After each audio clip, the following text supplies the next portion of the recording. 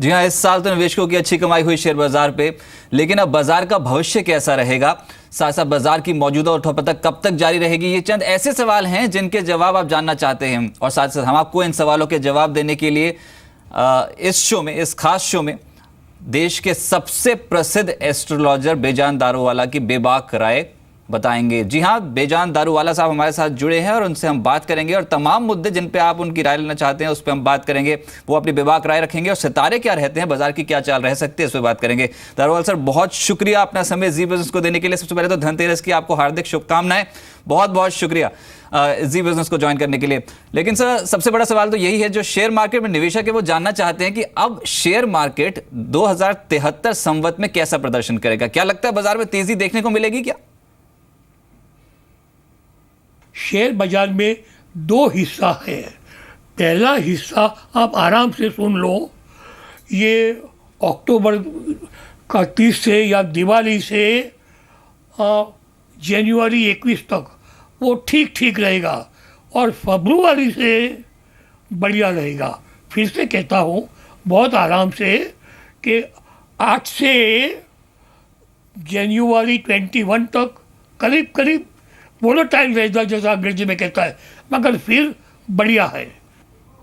लेकिन सर, प्रधानमंत्री के ऊपर अगला सवाल मैं पूछूंगा, क्योंकि मेरे को याद है आपने ही कहा था कि Narendra Modi is an unstoppable force. तो नरेंद्र मोदी की ग्रह दिशा क्या कह रही है? क्या आपको लगता है अगले दिवाली तक उनकी जो स्थिति है उसमें और वृद्धि देखने को मिलेगी? क्योंकि देश के लिए भी बहुत बड़ा सवाल है सर। देखो भाई, आप तो जानते ही हो कि नरेंद्र मोदी को हम 3 बार मिले हैं। ये हमारी किताब है, उसमें भी हमने वर्णन किया है नरेंद्र मोदी का। हम कहते हैं नरेंद्र का क्या बात है, सुनो ये बात है, नरेंद्र राइट पर्सन है, राइट प्लेस को है और राइट टाइम को है। सही जगह, सही प्लेस और सही व्यक्ति नरेंद्र है। कितनी सीधी बात है। इसलिए हम कहते हैं प्यार से, मोहब्बत से, बहुत जोर से नहीं, होले होले, नरेंद्र मैदान मार जाएगा। आपको समझ में आया भाई? कान के बीच में आ गया? कान के बीच में देखो नाक है कि नहीं? कान की नाक कहाँ है? कान की, हाँ, मैदान नरेंद्र। और नरेंद्र के साथ साथ रूपाला भी एक है, वो भी बहुत तगड़ा है। फिर इधर अपना वो चीफ मिनिस्टर है, वो भी बढ़िया है। और एक आर्ट्स एंड कल्चर का मिनिस्टर है इधर, योगेश, वो भी बहुत बढ़िया है। तो ये चार मैदान मार देंगे जी। चलिए, यानी कि भारत के अच्छे दिन जो हैं वो अभी बने रहेंगे, ये आपका कहना है। लेकिन सर, अब जो सबसे बड़ा मुद्दा है वो है पाकिस्तान के साथ भारत के संबंध। ये संबंध कैसे लग रहे हैं आपको और क्या कुछ सुधार की उम्मीद है या फिर जो तनाव है ये और बढ़ेगा? हम तो पाकिस्तान एक बार गए हैं। जो आम आदमी है वो, उसको तो बेचारा अच्छा आदमी है। आम आदमी तो सब जगह अच्छे ही होते हैं। हमको लगता है, हम रॉन्ग जाए या राइट जाए, कि नवाज शरीफ फिर भी ठीक है। और हमको लगता है कि नवाज शरीफ जहाँ तक होगा तहाँ तक थोड़ा चांसेस तो पीस का है। ये हमारा अभिप्राय है। रॉन्ग भी जाए, राइट भी जाए, मगर जो गणेश जी मुझे कहलवाता है वो हम आपको कहते हैं, नवाज शरीफ बुरा तो नहीं है। मिस्टर दारूवाला, मैं फिर से मार्केट्स पे आता हूँ, क्योंकि जो अभी जो सबसे बड़ी बज़ और सबसे बड़ी खबर है वो है टाटा ग्रुप समूह के ऊपर ही। एकदम से ही एक हड़कंप मच गया है कॉर्पोरेट जगत में, इतना सम्मानित ग्रुप, लेकिन ये अचानक से जो बदनामी हुई, क्योंकि एकदम से चेयरमैन पद से हटा दिया गया साइरस मिस्त्री को। ग्रहों की चाल क्या कह रही है? क्या लगता है कि ग्रह दिशा आने वाले समय के लिए बिगड़ेगी या फिर टाटा ग्रुप के लिए कोई बड़ी खबर आ सकती है गोइंग फॉरवर्ड? ये पारसी लोग तो मीठी छुरी लगाते हैं। पारसी का महीना, ये दोनों पारसी है, इतने अच्छे हैं, दोनों काबिल भी है, दोनों तगड़े भी है, दोनों अच्छे भी है। इनको हम कहते हैं किस्मत। यही कि कभी कभी ऐसा होता है कि दो अच्छे आदमी, दो तगड़े आदमी, दो पावरफुल आदमी को नहीं बनता है। तो ये हमको लगता है कि ये बराबर नहीं हुआ है। अगर जो छूता भी पढ़ना होता तो मीठी छुरी लगाना चाहिए। ये मेरा दिल को पसंद नहीं है। हमको लगता है, देखो भाई, हम तो ज्योतिषी है, कोई बहुत बड़ा कोई पॉलिटिशियन तो नहीं है, मगर गणेश का आदमी है और हमारी उम्र 86 है। हम कहते हैं रतन जी, साइरस जी, अभी भी आप सोचो, अभी भी टाइम है और 2-3 महीने में ये गरीब बेचारा दोषी को मानो और सुलह कर दो। हम तो ये मानते हैं दोनों अच्छे हैं, दोनों बराबर तगड़े हैं, फिर भी कभी कभी नहीं बनता है, ये किस्मत ये, मगर अपन कोशिश करें तो बन भी जाए। हम तो ये कहते हैं कि ईश्वर करे, गणेश करे, अल्लाह करे, फायर करे, बन जाए। हम तो यूँ दुआ मांगते हैं। लेकिन सर संबंध तो बिगड़ते हुए नजर आ रहे हैं, कोई समझौते की उम्मीद भी अभी तक तो नहीं निकल के आई है। रतन टाटा दोबारा टाटा ग्रुप के चेयरमैन बने, क्या इस बार वो सफल होंगे या फिर मुश्किल में फंसेंगे? ये रतन और धीरूभाई अंबानी दोनों को दिसंबर 28 है और साइरस मिस्त्री और अमेरिकन इंडिपेंडेंस डे दोनों जुलाई 4 है। ये आपको शायद खबर नहीं होगा दोनों। इसलिए मैं कहता हूँ कि रतन में बहुत दम है, मगर रतन को हम कहते हैं रतन साहब आप इतने तगड़े हो, खानदानी हो, नोबल हो, जरा तबीयत भी आपकी संभालो, जरा आप बहुत तगड़े हो, आपका विजन बहुत ज़बरदस्त है, दृश्य है, आप ड्रीमर हो, आप एग्जीक्यूटिव भी करते हो। तो मैं कहता हूँ रतन साहब अब आपकी उम्र 78 होगी, तो आप जरा स्लो जाओ, आप मजबूत तो हो। हमको लगता है भाई, हमारा दिल कहता है कि आप सक्सेस तो कदम आपका छुएगी, आपका जन्म ही सक्सेस हुए, मगर साइरस के साथ आप जरा मिला दो, क्योंकि वो अच्छा आदमी है और वो जीना काटता है, उसकी विजन बहुत ब्रॉड नहीं है, मगर वो भी समझदार तो है, क्योंकि इसका बाप भी बहुत बड़ा इंडस्ट्रियलिस्ट है पालन जी। इसलिए दोनों मिल जाए, दोनों भाई ऐसे आप मिल जाओ और हमें खुश करो और हमें बर्फी पेंडा खिलाओ, ऐसा हम कहते हैं। अच्छा मिस्टर दालवाल, ये बताइए कि पैसा लगाना चाहिए टाटा ग्रुप समूह के स्टॉक्स पे कि नहीं, क्योंकि कंफ्यूजन जो वो बढ़ती चली जा रही है, निवेशक बहुत चिंतित हैं। टाटा ग्रुप समूह पर अब फोकस करें, पैसा लगाएं क्योंकि शेयर्स गिर चुके हैं, या फिर कौन से सेक्टर्स हैं जो आप समझते हैं कि अच्छी तेजी दिखा सकते हैं अगले साल? 100% हम कहते हैं यस, क्योंकि वो अच्छे आदमी है, होशियार भी है, दोनों है।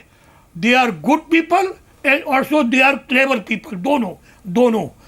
और हम कहते हैं, और सुनो भाई, औरत लोग का लिए, फिल्म लाइन का लिए, एग्जीबिशन का लिए, औरत लोग का लिए ये साल बहुत अच्छा रहेगा। होटल का लिए, फिल्म लाइन का लिए, म्यूज़िक का लिए, जो जिम्नास्टिक्स करते हैं, जो डांस करते हैं, जो गरबा करते हैं, शायद ऑस्कार मिल भी जाए 2 साल के अंदर। तो इंडिया का लिए तो अच्छा ही है और जास्ती अच्छा होगा। और हम नहीं मानते हैं कि पाकिस्तान के साथ खून खराबा की महालड़ाई हो। हाँ, चमकने हो सकते हैं, मगर कि खून खराबा, एटम बम डाला, ये सब हम मानने के लिए तैयार नहीं है। मिस्टर दालवाल, बहुत शुक्रिया सर आपका हमारे साथ जुड़ने के लिए। जी बिजनेस की तमाम टीम की तरफ से आपको धनतेरस और दिवाली की बहुत बहुत शुभकामनाएं। लेकिन यहाँ पर एक नतीजे हैं और उन पर भी फोकस करना बहुत इंपॉर्टेंट है। एसएल प्रोपैक के नतीजे और तगड़ा मुनाफा जो है वो कंपनी ने रिपोर्ट किया। 27% के आसपास की ग्रोथ है, मुनाफे में 70.8 करोड़ की फिगर है। और अगर डिवेस्टेड फ्लेक्सिबल पैकेजिंग बिजनेस को हटा दिया जाए तो उसके बाद तो जो मुनाफा की फिगर है ये भी 64% के आसपास की राइज शो कर रही है। अशोक गोयल साहब मेरे साथ जुड़े हैं, vice chairman and MD SL Propack के। सर बहुत शुक्रिया आपका हमारे साथ जुड़ने के लिए। हमारी तरफ से धनतेरस की आपको बहुत बहुत शुभकामनाएं। सबसे पहले तो ये जो की हाइलाइट्स क्या रहे सर Q2 नतीजों की, ये बताएं। जी, आपको भी धनतेरस की बहुत बहुत शुभकामनाएं। ये नतीजे ओवरऑल ठीक ही हैं, लेकिन हम बहुत ज़्यादा खुश नहीं हैं इन नतीजों से। उसका कारण ये है कि हमने 2 नई इकाइयाँ शुरू की, एक इंडिया में और एक कोलंबिया में, जिनको स्टेबलाइज होने में समय लगा और उसकी वजह से हमें करीब 7.5 करोड़ रुपए वन टाइम कॉस्ट इस नाते आई है, जिससे थोड़े मार्जिन थोड़े डिप्रेस्ड हैं। अगर वो नहीं होता तो रिजल्ट शायद और अच्छे होते। लेकिन सर किस तरह की वॉल्यूम ग्रोथ बनी है Q2 में और क्या कुछ एक्सपेक्टेशन है वॉल्यूम ग्रोथ को लेकर? और जो आपने मार्जिन के बारे में बात की 13 से 14% के आसपास हैं, क्या इंप्रूव होंगे अगले कुछ तिमाहियों में? जी बिल्कुल होंगे। ये जो 7.5 करोड़ का जो वन टाइम कॉस्ट आया है वो नहीं रहेगा आगे चलकर, उसकी वजह से मार्जिन परसेंटेज इम्प्रूव होगी। और आपने वॉल्यूम के बारे में पूछा। वॉल्यूम इंडिया में और अमेरिकाज़ में काफ़ी अच्छे रहे हैं। 12.5-13% के आसपास इन दोनों ज्योग्राफी में ग्रोथ रही है। यूरोप और चाइना थोड़ा हमारी उम्मीद से कम रहे, जो कि यूरोप में आगे चलकर जो जर्मनी का एक्विजिशन हुआ है उसके नंबर्स अभी प्रॉफिट एंड लॉस में नहीं आए हैं, बैलेंस शीट में आए हैं लेकिन प्रॉफिट एंड लॉस में नहीं आए हैं, जो कि अगले 6 महीनों में आएंगे। सो उसकी वजह से भी वॉल्यूम्स और रेवेन्यू दोनों और मार्जिन्स भी ग्रोथ उसमें यूरोप ज्योग्राफी में आएगी। आपने अमेरिका की बात की, यूरोप की बात की, लेकिन एशिया पैसिफिक रीजन में क्या फोकस और बढ़ेगा अगले कुछ तिमाहियों के लिए, मैं पूछ रहा हूँ? एशिया पैसिफिक हम 2 तरीके से देखते हैं। एक तो जो Africa, middle east, south Asia है जो इंडिया हेडक्वार्टर्ड है, और दूसरा ईस्ट एशिया पैसिफिक जो कि चाइना हेडक्वार्टर्ड है। इंडिया और इजिप्ट में हमारे ग्रोथ अच्छी है और आगे चलकर भी अच्छी रहेगी। ईस्ट एशिया पैसिफिक में 2 ऑपरेशन है। चाइना में 5 फैक्ट्रियां हैं और फिलीपींस है। फिलीपींस बजट से अच्छा कर रहा है लेकिन रिलेटिवली छोटा यूनिट है। चाइना में जो हमारे मेन कस्टमर्स हैं जिनकी ऑफटेक कम रही, उसके सामने हमने नए कस्टमर डेवलप किए हैं, लेकिन वो ग्रोथ उतनी ज़्यादा नहीं है जितना हमारे मेन कस्टमर्स का मार्केट शेयर कम हुआ है। हमारा मार्केट शेयर कम नहीं हुआ, कस्टमर्स का कम हुआ है। तो चाइना में थोड़ा कैचिंग अप गेम है, अदरवाइज इंडिया में अच्छा है। राइट। अब सेगमेंट वाइज ये जो oral care non oral care का जो सेगमेंट है इसका प्रदर्शन कैसे रहा है और क्या उम्मीद है यहाँ से सर? जी नॉन ओरल केयर का रेवेन्यू 39.9%, 39.9% रहा, जो कि पिछले साल 41% था। लेकिन जर्मनी का जब नंबर्स कंसोलिडेट होने शुरू होंगे वो एनुअलाइज बेसिस पे 2.9% की इजाफा उसमें होगा, तो वापस शायद 41% तक होंगे, जो कि ये हमारी उम्मीद से कम है। उसका मुख्य कारण है कि यूरोप में जो नॉन ओरल केयर की ग्रोथ आनी चाहिए थी वो नहीं आई है, लेकिन आगे चलकर यूरोप में हमें उम्मीद है कि हम अगले 6 महीनों में इसको ठीक कर पाएंगे। अच्छा राइट। अब ये इंडस्ट्री वाइज किस इंडस्ट्री पे सबसे ज़्यादा आपको लगता है कि आय बढ़ने की उम्मीद है? कहाँ पर सबसे ज़्यादा फोकस रहेगा? स्पेशली मैं एफएमसीजी और हेल्थ केयर के बारे में बात कर रहा हूँ। क्या रेवेन्यू स्ट्रीम वहाँ से ही जनरेट होती रहेगी या फिर किसी और इंडस्ट्री पे फोकस बढ़ेगा? देखिए इंडिया में जो ग्रोथ आई है, अच्छी ग्रोथ आई है, दोनों कॉस्मेटिक्स में भी और फार्मास्यूटिकल में भी। इजिप्ट में भी वैसा हो रहा है। चाइना में भी फार्मास्यूटिकल की ग्रोथ अच्छी है हमारी। सो ओवरऑल ठीक ही है फार्मा का जो परफॉर्मेंस रहा है, लेकिन यूरोप में ब्यूटी एंड कॉस्मेटिक्स का प्रदर्शन थोड़ा और अच्छा हो सकता था, जो उम्मीद है कि हम अगले 6 महीनों में कर पाएंगे। Right. Rest of the year के लिए कितना कैपेक्स प्लान किया हुआ है आपने सर, और कुल कैपेक्स अभी तक इस फिस्कल में कितना हो चुका है? कैपेक्स का हमारा प्लान नॉर्मली रहता है इक्वल टू डिप्रिसिएशन, तो अभी तक 6 महीनों में करीब 150 करोड़ कैपेक्स हो चुका है। अगले 6 महीनों में कोई बहुत ज़्यादा कैपेक्स एडिशनल होने वाला नहीं है, लेकिन हम डिप्रिसिएशन के अंदर ही अपना कैपेक्स पूरा कर पाएंगे। राइट। अब कुछ आउटलुक शेयर अगर आप करना चाहें, गाइडेंस देना चाहें FY17 का लेटर हाफ आपको कैसा लगता है, या फिर कोई स्ट्रॉन्ग रेवेन्यू स्ट्रीम जहां से जनरेट हो सकते हैं? What's the outlook for FY17 rest of the year? Interesting सवाल है। रेस्ट ऑफ द ईयर हमारा रेवेन्यू ग्रोथ हम पहले कहते आए हैं 15%, तो करीब 12 से 15% रेवेन्यू ग्रोथ रहेगा और प्रॉफिट ग्रोथ 20% रहेगा पूरे साल के लिए।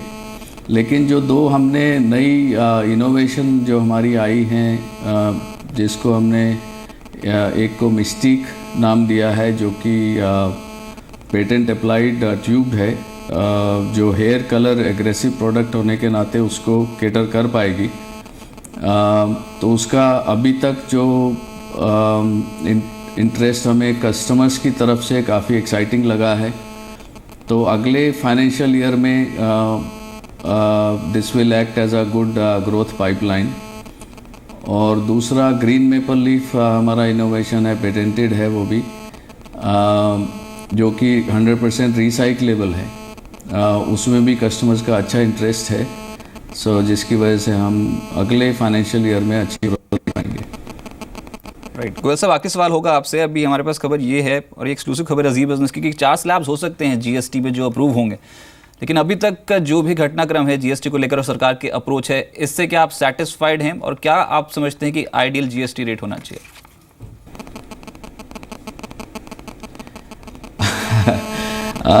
जीएसटी देखिए, उम्मीद अच्छी है पूरी होंगी, लेकिन कोई भी नई चीज़ यदि आती है तो 1 या 2 साल उसको स्टेबलाइज होने में लगेगा। सो वो 2 साल तक पेन सरकार को भी बर्दाश्त करना पड़ेगा, बिजनेस को भी करना पड़ेगा। जीएसटी का यदि आप रेट देखें तो मीन रेट तो 18% के आसपास रहेगा, लेकिन कुछ सेक्टर्स हैं जिसका कम होना चाहिए और कुछ सेक्टर हैं जिसमें आप जिसको सो कॉल्ड लग्जरी प्रोडक्ट मानते हैं तो उसमें थोड़ा ज़्यादा होगा। मेरे ख्याल 3 बैंड के अलावा बहुत ज़्यादा रेट वेरिएशन होना नहीं चाहिए, ऐसा मुझे लगता है। चलिए गोयल साहब, बहुत शुक्रिया आपका हमारे साथ जुड़ने के लिए और नतीजों पे बात करने के लिए, एसएल प्रोपैक के भविष्य की रणनीति बताने के लिए बहुत बहुत शुक्रिया। एसएल प्रोपैक के नतीजे, बॉटम लाइन तगड़े तरीके से इजाफा होता हुआ नजर आया। हमारी ग्रुप समूह की कंपनी, हमारा डिस्क्लोजर है।